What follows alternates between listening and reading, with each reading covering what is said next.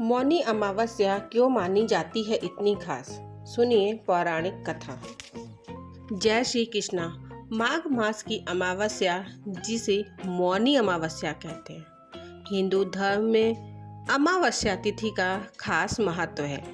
खासकर माघ मास की अमावस्या, जिसे मौनी अमावस्या भी कहते हैं। इसका महत्व तो शास्त्रों में अत्यधिक बताया गया है।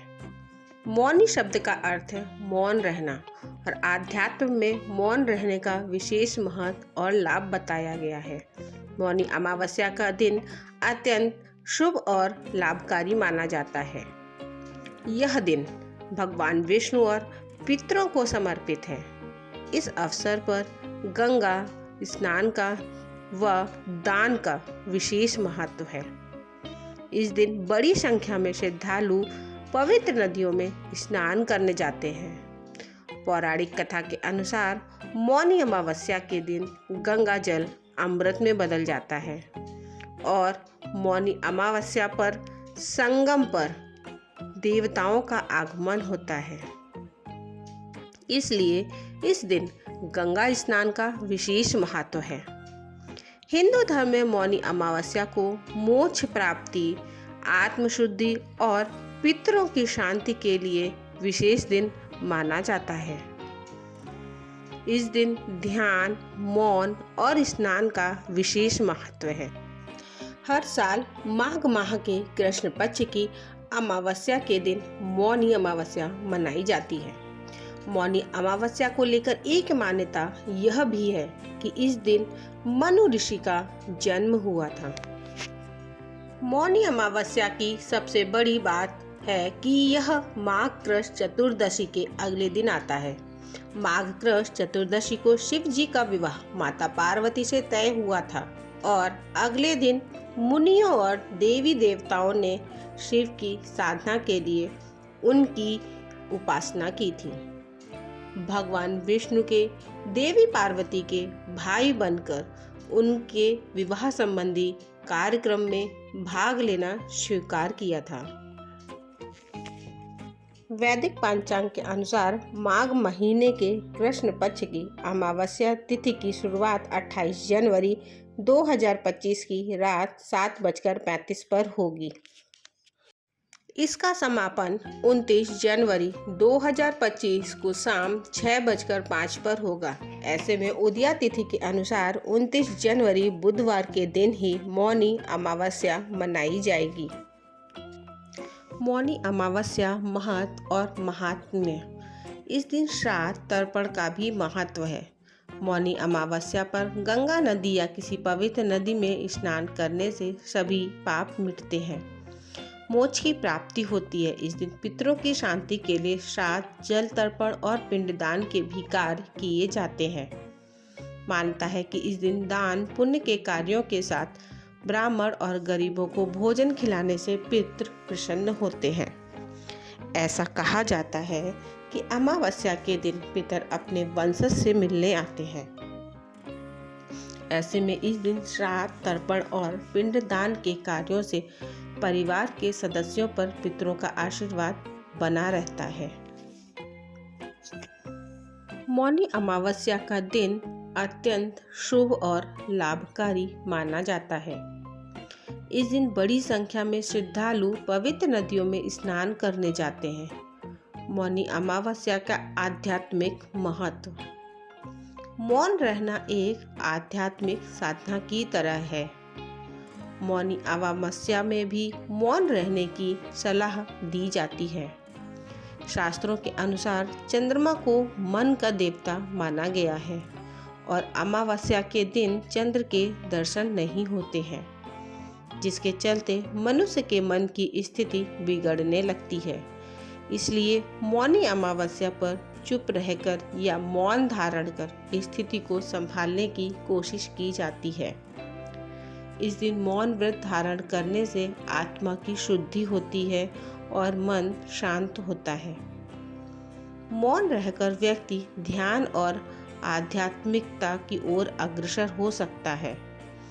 मौनी अमावस्या ध्यान, योग और साधना के लिए सबसे उत्तम दिन माना गया है। माना जाता है कि इस दिन ध्यान और भक्ति से भगवान विष्णु और शिव की कृपा प्राप्त होती है। इसके अलावा मौनी अमावस्या पितरों को प्रसन्न करने और उनकी आत्मा की शांति के लिए भी अर्पित है। इस दिन तर्पण, पिंडदान और अन्नदान से पितरों की कृपा प्राप्त होती है। गंगा स्नान का महत्व। मौनी अमावस्या पर पितरों का तर्पण और पिंडदान भी किया जाता है। इस दिन गंगा स्नान का बहुत महत्व होता है। मौनी अमावस्या के दिन सूर्योदय से पहले ही गंगा में डुबकी लगाने का विधान है। मौनी अमावस्या पर किया गया गंगा स्नान अमृत स्नान के बराबर माना जाता है। मानता है कि मौनी अमावस्या पर जो भी गंगा स्नान करता है उसे अमृत स्नान के समान फल मिलता है। ऐसे में आइए जानते हैं कि मौनी अमावस्या के दिन गंगा स्नान का इतना महत्व क्यों है और इसके पीछे की कहानी क्या है। गंगा स्नान का समुद्र मंथन से संबंध है। हिंदू धर्म में गंगा स्नान बहुत पावन माना गया है। मान्यताओं के अनुसार गंगा में स्नान करने से व्यक्ति के बड़े से बड़े पाप धुल जाते हैं। पौराणिक कथाओं के अनुसार गंगा स्नान की पवित्रता का संबंध समुद्र मंथन से बताया जाता है। समुद्र मंथन के समय जब भगवान धन्वंतरी अमृत कलश लेकर निकले थे, तब इसे लेकर देवताओं और असुरों में विवाद हो गया था।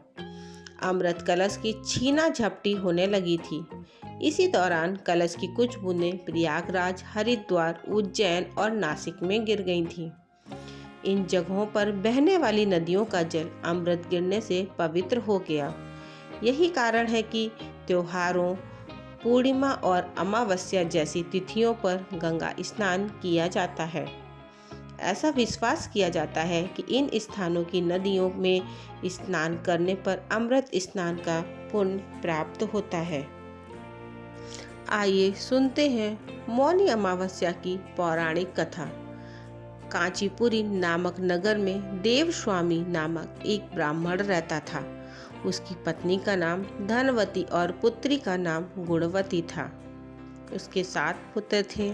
देवस्वामी ने 7 पुत्रों का विवाह करने के पश्चात अपनी पुत्री के विवाह के लिए योग्य वर की तलाश करने के लिए अपने बड़े लड़के को बाहर दूसरे देश भेजा था। इधर देवस्वामी ने अपनी पुत्री गुणवती की कुंडली एक ज्योतिषी को दिखाई। ज्योतिषी ने गुणवती की कुंडली देखकर कहा कि इसकी कुंडली में दोष है, जिसके कारण गुणवती का विवाह होते ही यह कन्या विधवा हो जाएगी। यह बात सुनकर देवस्वामी अत्यंत दुखी हो गई और ज्योतिषी से इस योग के निवारण का उपाय पूछने लगी। ज्योतिषी ने बोला, उपाय तो है लेकिन थोड़ा कठिन है। देवस्वामिनी बोली, कोई भी उपाय हो हम जरूर करेंगे।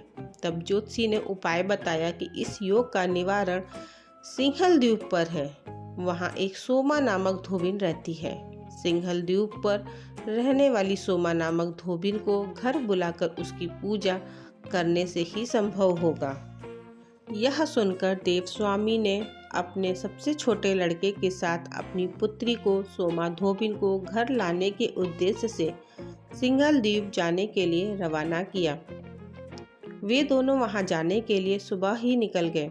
जब वे दोनों समुद्र तट पर पहुंचे तो वहां उनको दूसरी तरफ जाने के लिए कुछ भी नहीं दिखाई दिया। समुद्र काफी बड़ा और गहरा था। दोनों को तैरना भी नहीं आता था और वहां कोई नाव भी नहीं थी। वे दोनों समुद्र पार करने का उपाय सोचने लगे, लेकिन उन्हें कोई उपाय नहीं सूझ रहा था।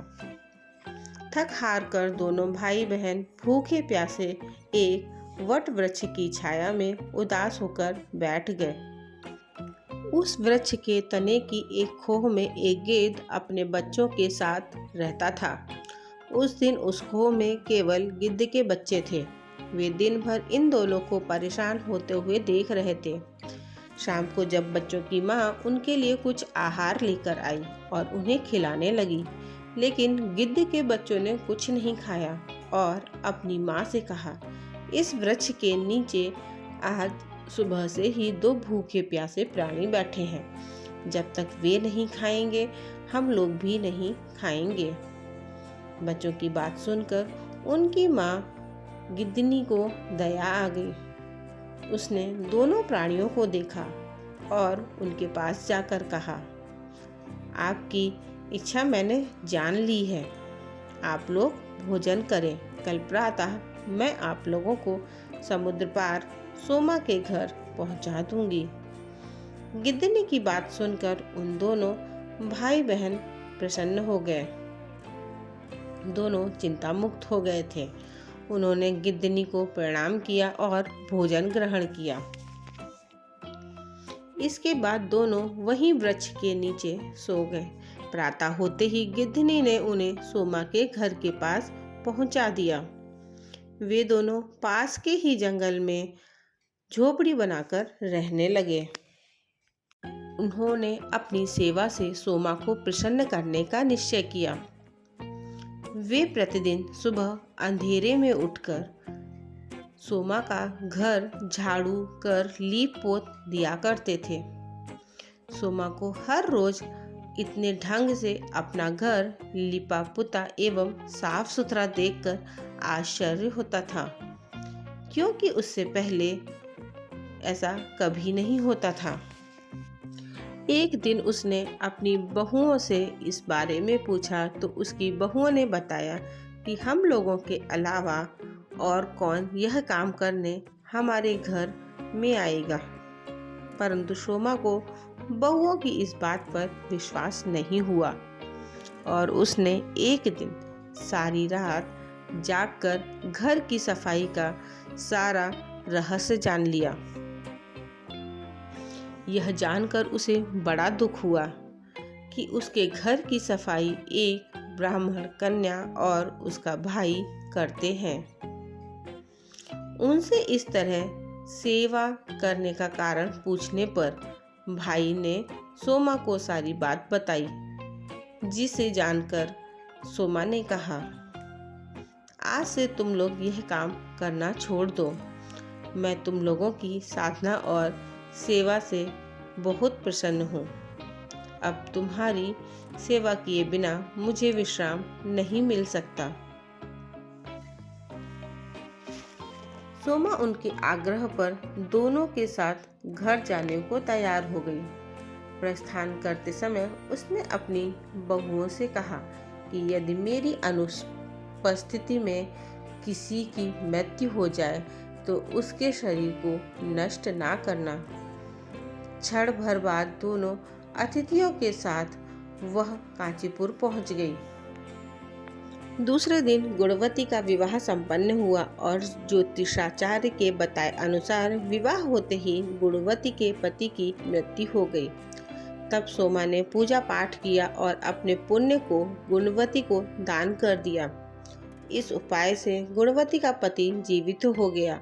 सोमा ने अपने संचित पुण्य का फल गुणवती को दान कर उसके पति को जीवित कर दिया और उन्हें आशीर्वाद देकर एक सिंघलदेव के लिए रवाना हो गई। संचित पुण्य क्षीण होने से सोमा के पोत, दामाद और पति की घर में मृत्यु हो गई। यह जानकर नया पुण्य संचित करने के उद्देश्य से वह रास्ते में एक जगह रुकी। नदी के किनारे पर स्थित एक पीपल के वृक्ष की छाया में भगवान विष्णु का पूजन किया और पीपल के वृक्ष की 108 परिक्रमाएं की। इससे अर्जित पुण्य से सोमा के पुत्र, दामाद और पति पुनः जीवित हो गए और उसका घर धन धान्य से भर गया। इस प्रकार निष्काम भाव से सेवा करने का उत्तम फल सोमा को प्राप्त हुआ। अतः सभी को इस कथा से शिक्षा लेनी चाहिए और यही इस व्रत का लक्ष्य भी है। जो भी व्यक्ति विधि विधान से मौनी अमावस्या का व्रत करता है उसे भगवान विष्णु की कृपा प्राप्त होती है और उसके जीवन में सुख और समृद्धि आती है। मौनी अमावस्या के दिन क्या करें? मौनी अमावस्या के दिन पवित्र नदियों में स्नान जरूर करें। भगवान विष्णु, लक्ष्मी जी और माँ गंगा की पूजा करें। मौन व्रत या उपवास जरूर रखें। शाम में तुलसी के पास घी का दिया जलाएं। अन्न, धन, वस्त्र आदि का दान जरूर करें। सूर्य देव को जल अर्घ जरूर दें। ओम पितृ देवताय नमः मंत्र का 11 बार जाप करें। मौनी अमावस्या पर गंगा नदी या किसी पवित्र नदी में स्नान करने से सभी पाप मिटते हैं, मोक्ष की प्राप्ति होती है। मौनी अमावस्या पर भगवान विष्णु और शिव जी दोनों की पूजा का विधान है। इस दिन पीपल में अर्घ्य देकर परिक्रमा करें और दीप दान दें। इस दिन जिनके लिए व्रत करना संभव नहीं हो वह मीठा भोजन करें। शनि दोष से मुक्ति के लिए उपाय। जिन लोगों की कुंडली में शनि दोष होता है उन्हें मौनी अमावस्या पर काले तिल का दान अवश्य करना चाहिए। ऐसा करने से कुंडली में शनि के अशुभ प्रभाव कम हो जाते हैं और जीवन में सकारात्मकता आती है। शास्त्रों में कहा गया है, सतयुग में जो पुण्य तप से मिलता है, द्वापर में हरि भक्ति से, त्रेता में ज्ञान से, कलयुग में दान से और माघ मास में संगम स्नान हर युग में अनंत पुण्यदायी होता है। इस तिथि को स्नान के पश्चात अपने सामर्थ्य के अनुसार अन्न, वस्त्र, धन, गौ, भूमि तथा स्वर्ण जो भी आपकी इच्छा हो दान देना चाहिए। उसमें भी इस दिन तिल दान को ही सर्वोत्तम कहा गया है। घर के मुख्य द्वार पर जल में हल्दी मिलाकर छींटे लगाएं और साथ ही घर की चौखट की साफ सफाई करें। इस उपाय को करने से घर में सकारात्मक ऊर्जा में वृद्धि होती है। यह तमाम जानकारी जन रुचि को ध्यान में रखकर दी जा रही है। ज्योतिष और धर्म के उपाय और सलाहों को अपनी आस्था और विश्वास पर आजमाएं। वीडियो का उद्देश्य मात्र आपको बेहतर सलाह देना है। इस संदर्भ में हम किसी प्रकार का कोई दावा नहीं करते हैं। दोस्तों, वीडियो अच्छी लगी हो तो लाइक और सब्सक्राइब ज़रूर करें। धन्यवाद।